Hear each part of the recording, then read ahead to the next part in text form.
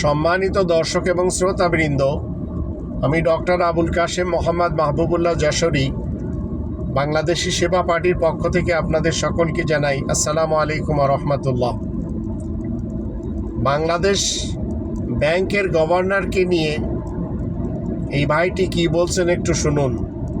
বাংলাদেশ ব্যাংকের গভর্নর এক আরেক দালাল বিন চাটুকার, যে ইতিমধ্যে জুলাই শহীদ পরিবারকে যে টাকা দেওয়ার কথা ছিল সেই তহবিল বরাদ্দ বন্ধ করে দিয়েছে। এটা চিন্তা করে দেখুন, এই বাটপার এত বড় দুঃসাহস দেখালো কোত্থেকে পায়? ডিপ স্টেটের পক্ষ থেকে বানানো, সেই তারেক জিয়ার পক্ষ থেকে, সেই স্বরাষ্ট্রমন্ত্রীর পক্ষ থেকে, সেই আইনমন্ত্রীর পক্ষ থেকে, সেই পররাষ্ট্রমন্ত্রীর পক্ষ থেকে, সেই সংসদ সদস্যদের পক্ষ থেকে।